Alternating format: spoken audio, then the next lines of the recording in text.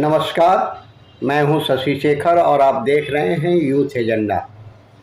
आज हम बात करेंगे एक ऐसे अनसंग हीरो के बारे में जिन्होंने अपनी काबिलियत से देश की खुफिया तंत्र को व्यावसायिक स्वरूप प्रदान किया। आपने हॉलीवुड की फिल्मों में जेम्स बॉन्ड के कारनामे तो ज़रूर देखे होंगे।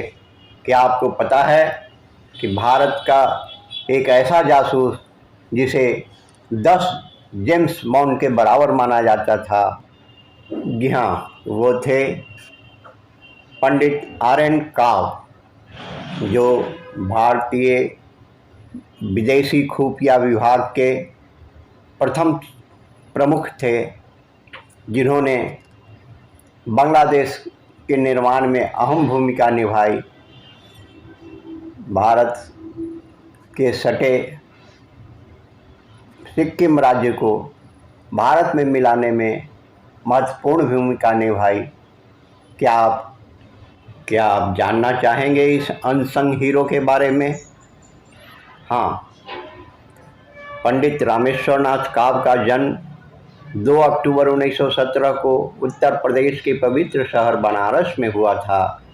वह एक कश्मीरी हिंदू परिवार से थे, जो कश्मीर घाटी से पलायन कर लखनऊ के काश्मीरी मोहल्ले में चले गए थे।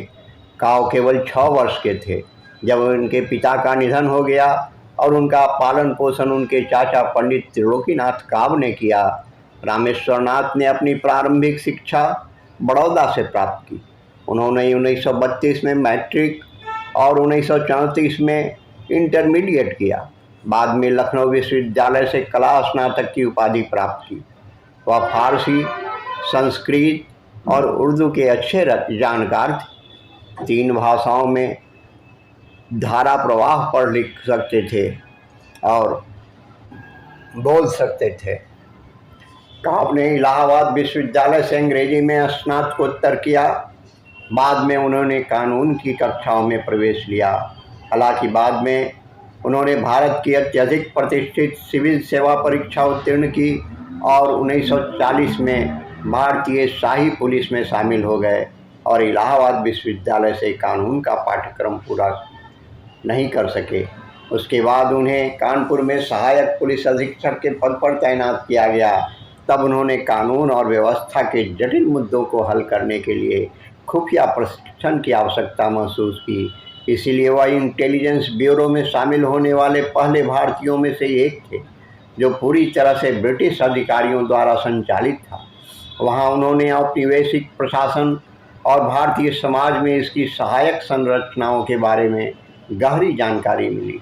बाद में उन्होंने इन अंतर्दृष्टियों और अनुभवों का उपयोग भारतीय समाज को सुदृढ़ आधार देने के लिए विध्वंसक क्षमता के साथ इन सहायक संरचनाओं को कमज़ोर करने के लिए किया। हालांकि उन्होंने इस क्षेत्र में शानदार काम किया, लेकिन उनका योगदान अनसुना रहा। जून 1947 में उन्हें बी.एन. मल्लिक के तत्वावधान में पुनर्गठित होने पर इंटेलिजेंस ब्यूरो में प्रतिनियुक्त किया गया था। उन्हें वीआईपी सुरक्षा का प्रभारी बनाया गया था, जिसे प्रधानमंत्री पंडित जवाहरलाल नेहरू की सुरक्षा रिंग की देखभाल करने का काम भी सौंपा गया था। इस असाइनमेंट के दौरान उनके अच्छे काम को संभालने के लिए उनकी सराहना की गई। इसके अलावा खुफिया एजेंसियों ने एक अति विशिष्ट संगठन की आवश्यकता महसूस की, जो तकनीकी खुफिया जानकारी एकत्र करने की देखरेख कर सके, तिब्बत में गुप्त अभियान चला सके और यहाँ तक कि हिमालय की सीमा के पार दुश्मन की रेखाओं के पीछे काम कर सके। बाहरी और आंतरिक खुफिया जानकारी एकत्र करने के कार्य को अलग अलग करने के लिए research and analysis wing raw बनाया गया था। यहीं पर आर.एन. काव को एक प्रमुख भूमिका मिली।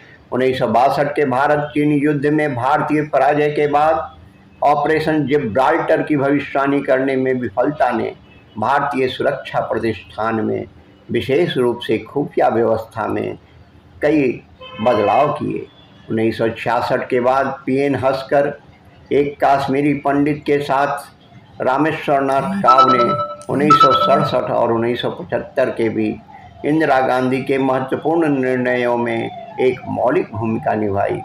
तत्कालीन पीएम के सचिव के रूप में हस्कर ने आर.एन. काव को एक अलग विदेशी खुफिया संगठन बनाने में मदद की, जिसे आज रिसर्च एंड एनालिसिस विंग के रूप में जाना जाता है। भारत की बाहरी खुफिया एजेंसियों के संस्थापक के रूप में काव ने रॉ को एक ऐसे सक्षम और दुर्जेय संगठन के रूप में निर्मित किया जो अपनी स्थापना के 3 वर्षों के भीतर भारत के लाभ के लिए तत्कालीन पूर्वी पाकिस्तान में पाकिस्तान के बंगाल विरोधी अभियान का उपयोग करने में सक्षम था, जिसने बांग्लादेश का निर्माण हुआ और 1971 में अपनी पेशेवर क्षमता और सत्यनिष्ठा के लिए काव ने एक अंतर्राष्ट्रीय प्रतिष्ठा कायम की।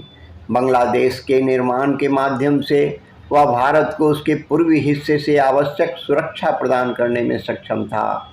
उनका अन्य महत्वपूर्ण योगदान सिक्किम के हिमालयी क्षेत्र को चीन की नाक के नीचे से छीनकर उसे भारतीय संघ का हिस्सा बनाना था। इजराइल की खुफिया एजेंसी मोसाद के साथ एक गुप्त संबंध बनाने में उन्होंने जो उल्लेखनीय काम किया, उससे दोनों देशों के बीच विश्वास के बंधन को मजबूत करने में वांछनीय परिणाम मिले। वह भारत के कुलीन राष्ट्रीय सुरक्षा गार्ड एनएसजी के वास्तुकार भी थे। 9 वर्षों तक रॉ को पोषित करने के बाद काव सेवानिवृत्त हो गए, लेकिन श्रीमती इंदिरा गांधी ने उन्हें एक विस्तार देने पर जोर दिया और काव को उनके सुरक्षा सलाहकार के रूप में नियुक्त किया गया।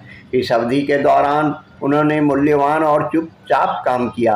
वह एक महान दूरदर्शी थे और उन्होंने भारत के राष्ट्रीय हितों के लिए लगातार काम किया। उन्होंने राष्ट्रीय हितों को आगे बढ़ाने के लिए अपने दृष्टिकोण और प्रतिबद्धता में व्यवहारिकता प्रदर्शित की। फिर भी उन्होंने देश में आपातकालीन प्रशासन की घोषणा के प्रति अपनी अस्वीकृति दिखाई। काव ने अपने काश्मीरी वंश में मजबूत गर्व प्रदर्शित किया और भारतीय सभ्यता में मजबूती से जड़ें जमाए हुए थे। अपनी सेवानिवृत्ति के दिनों में भी जब वह राज्य के किसी भी मामले से जुड़े नहीं थे, तब भी वे घाटी में होने वाली घटनाओं से खुद को पूरी तरह अवगत रखते थे। काव एक प्रखर देशभक्त थे, जिनका जीवन भर का जुनून भारत की राष्ट्रीय सुरक्षा को मजबूत करना था। पश्चिम भारत का भूगोल बदलने वाले आर.एन. काव गुमनाम और सम्मानित रहे।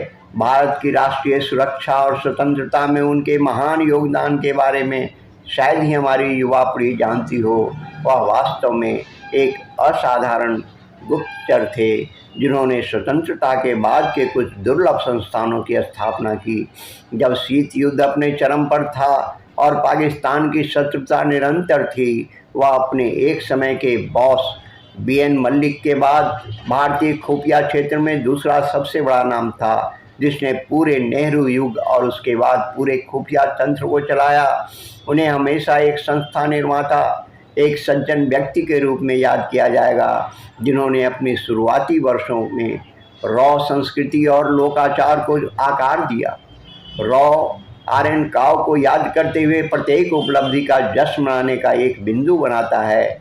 संगठन आर.एन. काव मेमोरियल लेक्चर के नाम से एक वार्षिक व्याख्यान आयोजित करता है और हाल ही में अपने प्रशिक्षण संस्थान का नाम आर.एन. काव प्रशिक्षण एकेडमी रखा है। वह उच्च कोटि के संस्थागत निर्माता थे। खुफिया दुनिया में बिरले ही ऐसे व्यक्ति पैदा होते हैं जिनके इर्द गिर्द सारी संस्थाएं बनी होती है और जिनका व्यक्तित्व समग्र रूप से समाज पर अमिट छाप छोड़ता है। भारत के इतिहास के एक रोमांचक और महत्वपूर्ण अध्याय में उनका व्यक्तिगत योगदान सोने के अक्षरों में लिखा जाना चाहिए था। वह भारत की खुफिया सेवा के इतिहास के वास्तविक लेखक थे और उन्हें 20वीं शताब्दी का एक मास्टर जासूस के रूप में वर्णित किया गया है। 20 जनवरी 2002 के शुरुआती घंटों में काव का निधन हो गया। भारतीय खुफिया एजेंसी के गौरवशाली अध्याय का अंत हो गया।